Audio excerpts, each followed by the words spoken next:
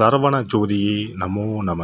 வாழ்க வையகம், வாழ்க வளமுடன். அனைத்து தமிழ் நெஞ்சங்களுக்கும் கனிவான வணக்கங்கள். வேத ஜோதிடத்தில் முக்கியமான மற்றும் மங்களகரமான கிரகமாக கருதப்படுபவர் சுக்கிர பகவான்.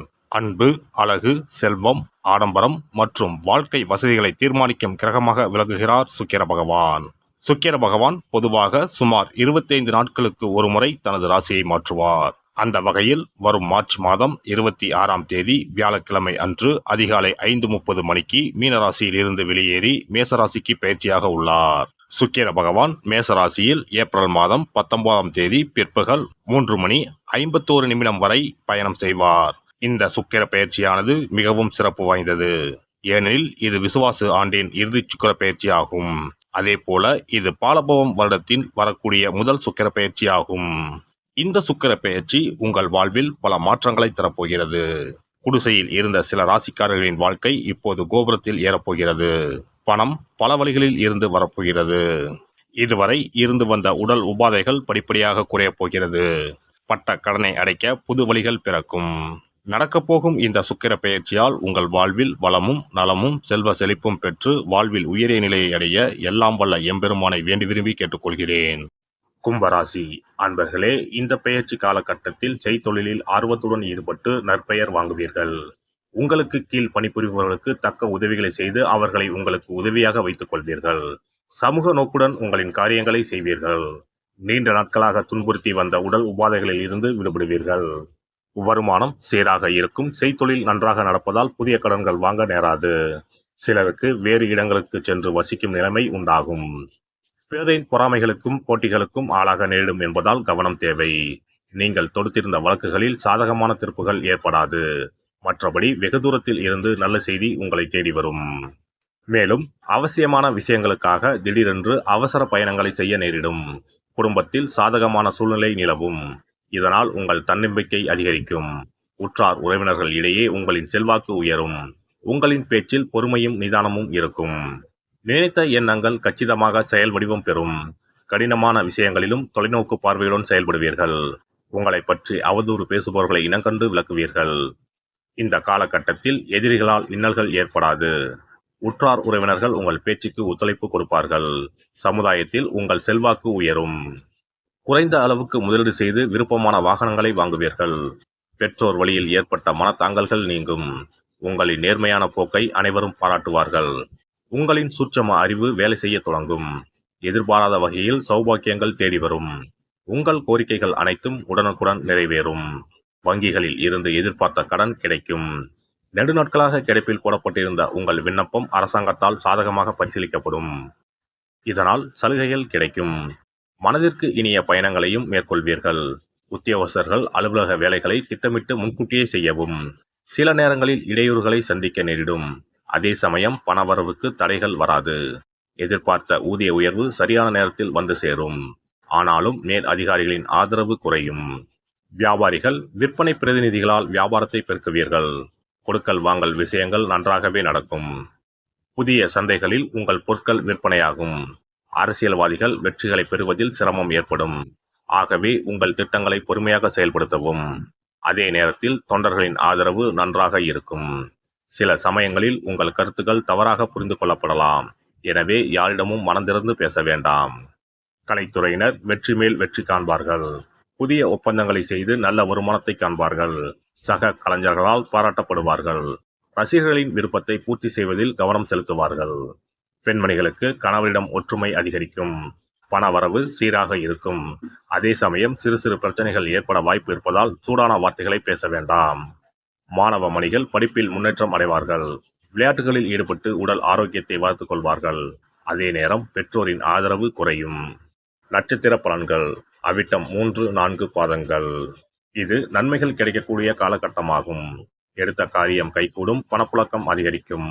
தேவைகள் பூர்த்தியாகும். மதிப்பும் மரியாதையும் சிறப்பாக இருக்கும். சதயம் நட்சத்திரம். உங்கள் மீதான அவப்பெயர் மறைந்து செல்வாக்கு மேம்படும். உங்கள் சொல்லுக்கு பிறர் மரியாதை கொடுப்பார். வீட்டில் மகிழ்ச்சி அதிகரிக்கும். குடும்ப பிரச்சனை கட்டுக்குள் அடங்கியிருக்கும். புரட்டாதி 1-2-3 பாதங்கள். தேவையான இடங்களில் நீங்கள் விட்டு கொடுத்து போவது நல்லது. தேவைகள் ஒவ்வொன்றாக பூர்த்தியாகும். நீண்ட நாட்களாக வாங்க நினைத்த பொருளை வாங்கலாம். சனிக்கிழமை தோறும் அருகில் இருக்கும் சிவன் கோவிலுக்கு சென்று 11 முறை வலம் வரவும். சனிக்கிழமை தோறும் விநாயகருக்கு அருகம்புல்லை அணிவித்து வழிபட்டு வர உங்கள் பொருளாதார நிலைமை படிப்படியாக முன்னேற்றம் அடையும். ஒரு முறையாவது குல தெய்வத்தையும் இஷ்ட தெய்வத்தையும் ஒரே நாளில் சென்று தரிசித்து வாருங்கள். கடன் பிரச்சனைகள் தீரும், குடும்பத்தில் மகிழ்ச்சி நிலவும், மன நிம்மதி உண்டாகும். சிறப்பு தொகுப்பு. இனி சுக்கிர பகவானின் அருளை முழுமையாக பெற வெள்ளிக்கிழமையில் செய்ய வேண்டிய வழிபாடு என்ன என்பதனை பற்றி காண்போம். வெள்ளிக்கிழமை என்பது தெய்வ வழிபாட்டிற்கு உரிய நாளாகும்.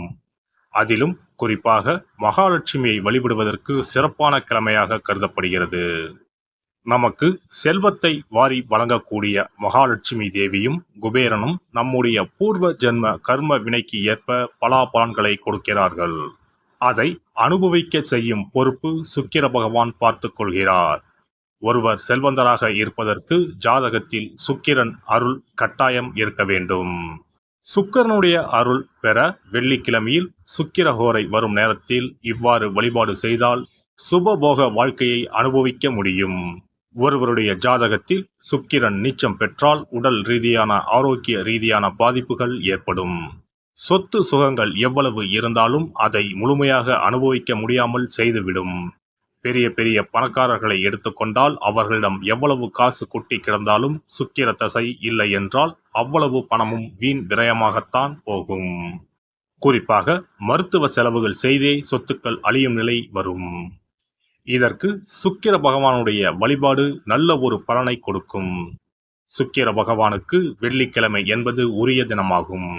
சுக்கிரன் அருள் பெற வீட்டில் வெள்ளி பொருட்களை பயன்படுத்துவது நலமாகும். வெள்ளியில் சுக்கிரன் வசிப்பதாக ஐதீகம் உள்ளது. வெள்ளி பொருட்கள் கொண்டு பூஜை செய்தால் சகல சௌபாக்கியங்களும் உண்டாகும். சுக்கிர வழிபாடு செய்ய நினைப்பவர்கள் காலை 6 மணி முதல் 7 மணி வரையிலான காலம் சுக்கிரஹோரை ஆகும். அதனை தவறவிட்டால் மதியம் 1 மணி முதல் 2 மணி வரை சுக்கிரஹோரை நிகழ்கின்றது. அதையும் தவறவிட்டால் இரவு 8 மணி முதல் 9 மணி வரையிலான சுக்கிரஹோரை நேரத்தில் வழிபாடுகள் செய்து பயன்பெறலாம். இவற்றில் காலை 6 மணி முதல் 7 மணி வரையிலான முதல் சுக்கிரஹோரையில் சுக்கிர வழிபாடு செய்வது சிறப்பான பலன்களை கொடுக்கும். காலை முதல் மாலை வரை உபவாசம் இருந்து சுக்கிர பகவானுக்கு உரிய காயத்ரி மந்திரத்தை உச்சரித்து கல்கண்டு சேர்த்த சர்க்கரை பொங்கலை நைவேத்தியம் படைத்து வெள்ளை நிற பூக்களால் அர்ச்சனை செய்ய வேண்டும். சுக்கிர தசை நடப்பவர்களும் சுக்கிரன் நீச்சம் பெற்ற ஜாதகக்காரர்களும் இந்த வழிபாடு செய்வது சிறப்பான பலன்களை கொடுக்கும். சுக்கிர தசை நடக்கும் பொழுது சுக்கிர வழிபாடு செய்து வர வருமானத்தை சுகமான வாழ்க்கை வாழ்வதற்கு உரிய வகையில் பயணிக்க செய்யும். வீடு நிலம் வாங்குவது, ஆடம்பர பொருட்கள் சொத்துக்கள் போன்றவற்றை வாங்க வைக்கும். அதுவே சுக்கிரன் நீசம் பெற்ற காலத்தில் இந்த வழிபாடு செய்பவர்களுக்கு வீண் விரயங்கள் இல்லாமல் ஓரளவிற்கு வறுமையிலிருந்து பிழைக்கச் செய்யும். வெள்ளிக்கிழமையில் நவக்கிரக கோவிலுக்கு சென்று சுக்கிர பகவானுக்கு வெள்ளை வஸ்திரம் சாற்றி வழிபாடு செய்யலாம்.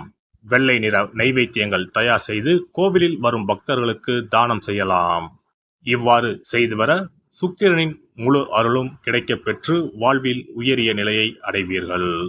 எல்லாம் வல்ல இறையருளால் நீங்களும் உங்கள் அன்பு குடும்பமும் உடல் நலம், நீலாயுள், நிறை செல்வம், உயர் புகழ், மெய்ஞானம் ஓங்கி வாழ்க வளமுடன்.